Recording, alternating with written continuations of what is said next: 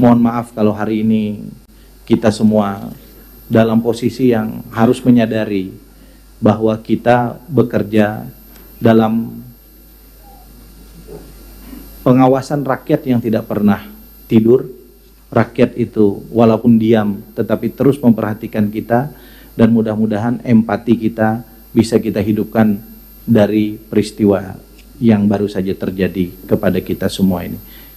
Hanya ingin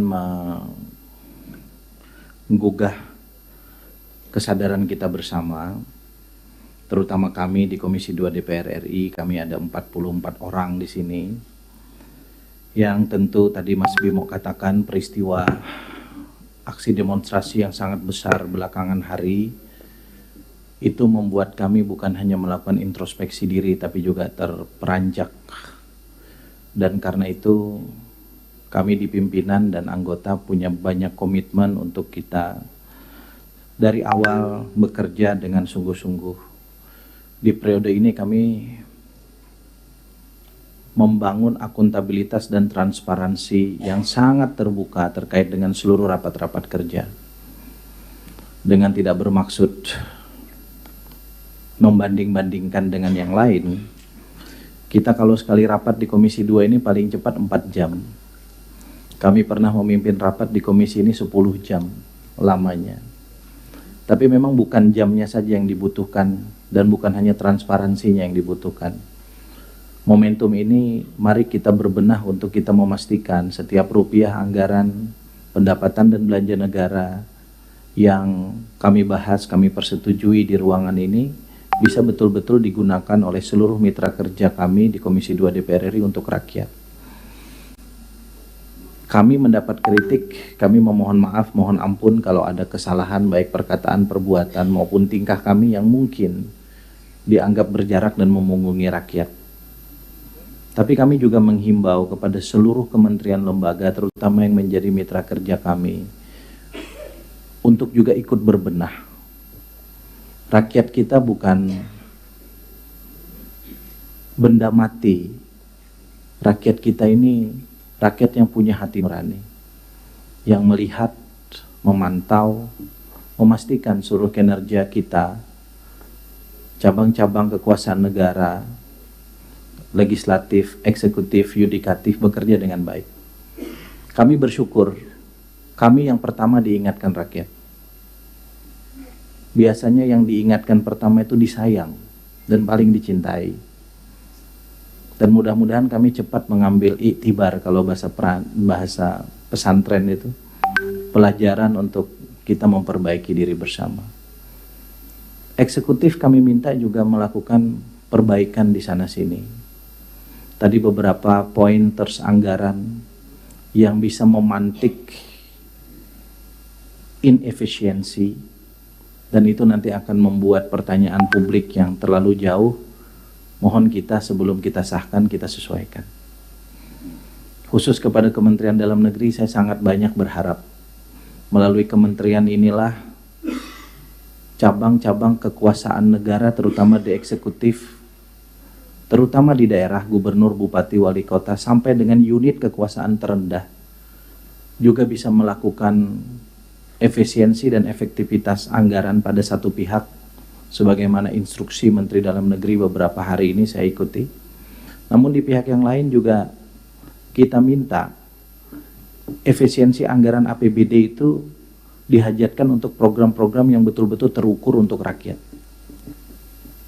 Tadi Pak Komar, Pak Taufan Power, dan yang lain-lain menyampaikan kepada kita semua, kita membutuhkan stimulan program di kabupaten, kota, dan provinsi yang berbasis dari APBD.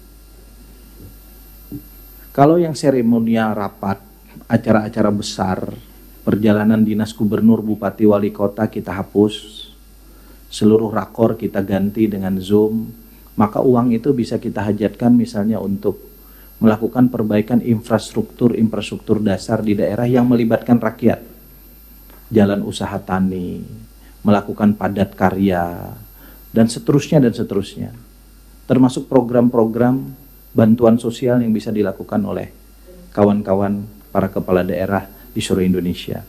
Saya meyakini kapasitas Kementerian Dalam Negeri bisa melakukan harmonisasi, termasuk bisa memastikan seluruh hal tersebut berjalan dengan baik.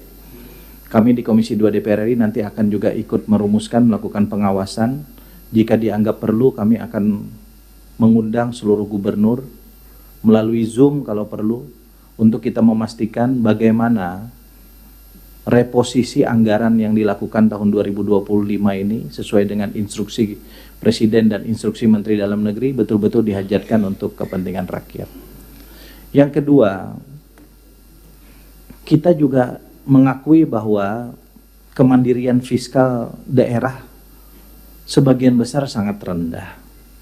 Lebih dari 70% provinsi kabupaten kota kita tergantung pada APBN. Karena itu,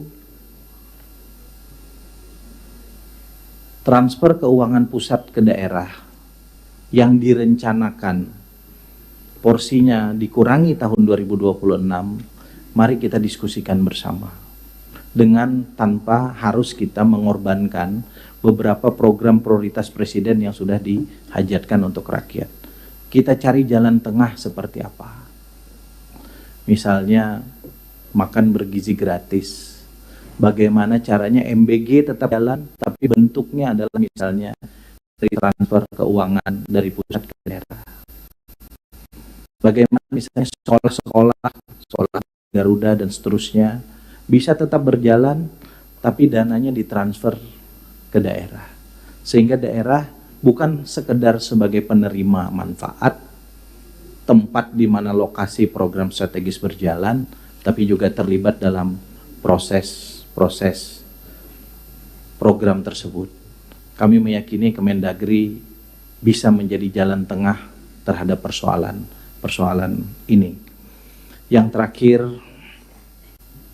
kita berharap seluruh kementerian yang hadir dan lembaga yang hadir pada kesempatan siang sampai dengan sore hari ini bisa betul-betul memastikan layanan publiknya berjalan dengan baik. Yang paling sering disorot soal layanan publik ini pasti Kementerian ATR BPN.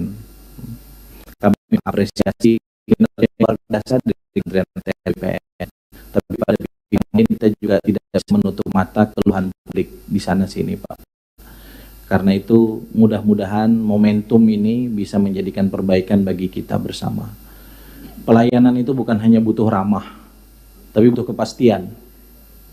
Ketika tidak ada kepastian terhadap pelayanan, publik pasti akan mengeluh.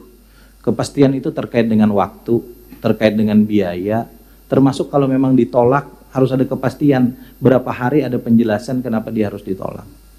Ini berlaku mulai dari level grassroots yang minta balik nama, pemecahan tanah, ngurus dia setelah dapat ahli waris, sampai dengan pada level the have.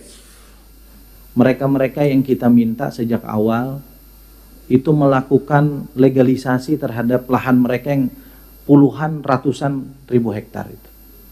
Apakah itu HGU, apakah itu HGB. Penegakan hukum harus kita lakukan. Mereka-mereka yang tidak taat lakukan penegakan hukum. Kami mengapresiasi Satgas Sawit misalnya yang dilaporkan oleh Presiden di hadapan paripurna DPR dan DPD pada tanggal 15 Agustus 2025 yang lalu. Dari potensi 5 juta hektar kebun sawit yang ada di Indonesia yang tidak memiliki HGU alias ilegal, itu sudah 3,1 juta hektar disita oleh negara melalui Satgas Sawit. Pertanyaannya, Kementerian ATR BPN punya peran apa terhadap persoalan ini? Sita dalam perspektif hukum itu pendekatan represif. Kementerian ATR BPN mestinya bisa melakukan pendekatan preventif. Pada satu pihak mereka bisa melegalkan, pada pihak yang lain investasi terjamin.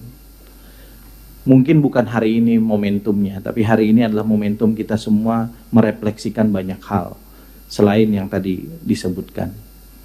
BNPB, saya juga meminta jangan berpasrah dengan anggaran yang sangat terbatas. Kapan saja, karena antara kampung kami dengan kampung sebelah tidak ada barrier apapun. Bagaimana kita memastikan mereka lebih nyaman menjadi bukan hanya warga negara Indonesia, tetapi sangat nyaman dengan Indonesia. Ribuan kilometer perbatasan kita itu kalau kita tidak bangun titik-titik penguatan ekonomi, Pak, kita nggak akan bisa. Kalau yang kita bangun hanya bangunan, pos lintas batas negara, itu hanya simbol sebetulnya batas negara kita. Dan simbol legalitas administrasi. Orang mau ke sebelah, dicek paspornya. Kalau barang dicek biaya cukainya, dicek pajaknya. Tetapi dari sisi kedaulatan, termasuk kedaulatan ekonomi, kita sangat mudah untuk bolong. Coba BNPB berpikir out of box, Pak. Bagaimana misalnya tanah-tanah yang ada di sini, termasuk Kementerian ATR BPN, coba dicek, Pak. Kalau emang perlu diberikan redistribusi kepada masyarakat kita, perorangan, kelompok tani, atau korporasi, tidak ada masalah. Yang penting bangun kesejahteraan di batas-batas negara itu. Agar jangan itu menjadi persoalan yang tidak pernah selesai. Saya kira itu yang bisa saya sampaikan, sekedar kita refleksi bersama. Mohon maaf kalau hari ini kita semua dalam posisi yang harus menyadari bahwa kita bekerja dalam pengawasan rakyat yang tidak pernah tidur.